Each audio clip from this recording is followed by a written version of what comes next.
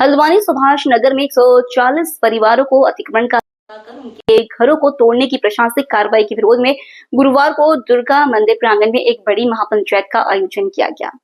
इस महापंचायत में स्थानीय विधायक समेत हृदयेश और कांग्रेस प्रवक्ता दीपक बलूचिया समेत बड़ी संख्या में स्थानीय लोग शामिल हुए। महापंचायत के दौरान विधायक समेत हृदयेश ने प्रशासन के कदम को अमानवीय और तानाशाही करार देते हुए कहा कि वर्षों से बसे परिवारों को उजाड़ने का यह फरमान असंवेदनशील है। उन्होंने कहा यह सिर्फ मकान बचाने के नहीं, इंसाफ और मानवीय अधिकारों की लड़ाई है। उन्होंने यह भी ऐलान किया कि वे इस मुद्दे को विधानसभा से लेकर न्यायालय तक ले जाएंगे और हर स्तर पर प्रभावित परिवारों के साथ खड़े रहेंगे। कांग्रेस प्रवक्ता दीपक बलूचिया ने भी प्रशासन की मंशा पर सवाल उठाते हुए कहा कि गरीब और मध्यम वर्गीय लोगों को बेवजह निशाना बनाया जा रहा है, जबकि कई बड़े कब्जे अनदेखे किए जा रहे हैं। महापंचायत में पहुंचे सैकड़ों लोगों ने प्रशासन के इस फैसले के खिलाफ एकजुटता दिखाई और विधायक के समक्ष अपनी पीड़ा साझा की। पंचायत के बाद विधायक हृदयेश ने बमौरी क्षेत्र का दौरा भी किया, जहां नाले के नाम पर उजाड़े जा रहे परिवारों से मुलाकात कर उन्होंने मदद का भरोसा दिलाया। विधायक ने चेताया कि यदि प्रशासन ने इस तुगलकी कार्रवाई को रोका नहीं तो उग्र आंदोलन किया जाएगा। बात ये है कि ये कैसा अधूरा विकास है, अधूरी सोच है। विकास तो हम लोगों ने भी करा कि आम जनता को कभी हमारे शासनकाल में तो नोटिस फोटिस आए नहीं, अतिक्रमण के नाम पे, अन्य चीज़ों के नाम पर। एक व्यवहारिकता है, एक मानवता है। किसी का मकान है 40 साल पुराना है, 50 साल पुराना है, अचानक आप देवखड़ी नाला बोल रहे हैं। अरे देवखड़ी नाला आपने वॉकवे मॉल से सिंचाई की उसमें डाइवर्ट कर तो दिया, अब तो देवखड़ी नाले का अस्तित्व यहाँ नहीं बचा है।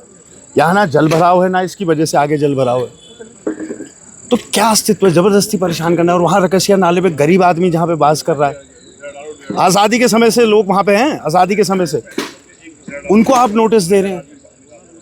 तो क्या नाले और ये चौड़ीकरण के नाम पर ही यहाँ पे विकास होगा? और अगर ये नाले और चौड़ीकरण ही करना है तो मैंने उस दिन भी राय दी थी, पूरे हल्द्वानी को अंतर्राष्ट्रीय एयरपोर्ट बना दो। और जैसे वो खेल नहीं था चिड़िया उड़ मैना उड़, तो हल्द्वानी वासी को भी कहीं उड़ा के आप पहुँचा दीजिए ताकि हम वहाँ पे बास करें।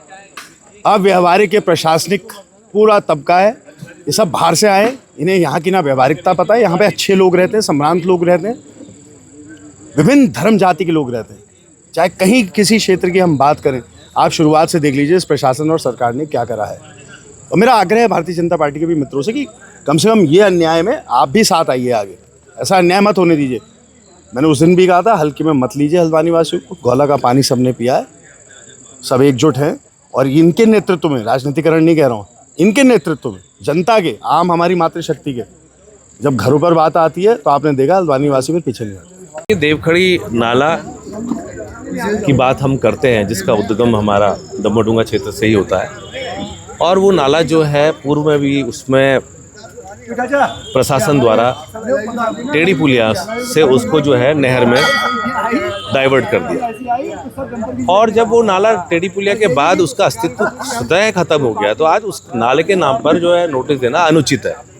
जब नाला एग्जिस्ट नहीं करता, आपने डाइवर्ट कर दिया, और वहाँ पर कि ये नाला है एग्जिस्ट करता है, हो सकता है कि मैप में एग्जिस्ट करता हो, तो जिन कारणों से भी आपने उसको डाइवर्ट किया ये आप जाने, लेकिन टेढ़ी पुलिया से नीचे को नाला अस्तित्व नहीं है। जहाँ नाला अस्तित्व में नहीं है, आज वहाँ नाले के नाम पे नोटिस दिया जाना अनुचित है। और यहाँ लोग 85 साल से रह रहे हैं, वास कर रहे हैं, किस मेहनत से उन्होंने आज यहाँ पर ये मकान बनाए होंगे, और रात दिन इस नोटिस मिलने के बाद से उनके घरों में बेचारों के टेंशन का माहौल है। तो सरकार एक जनता चुनती है और जो प्रतिनिधि है वो सरकार प्रतिनिधि चुनते हैं और सरकार बनती है। सरकार का काम तनाव देना नहीं है, जनता के समस्याओं का हल निकालना है। तो हर मामले को कोर्ट में ले जाना, मैं समझता हूँ अगर पड़ गया तो फिर सरकार की ज़रूरत क्या है, प्रतिनिधियों की ज़रूरत क्या है। तो मैंने ये बात रखी है कि इसमें यहाँ पर लोग जो हैं सब लोग बैठे, एक अपनी कमेटी बनाएं और वो प्रशासन और सरकार से बातचीत करें।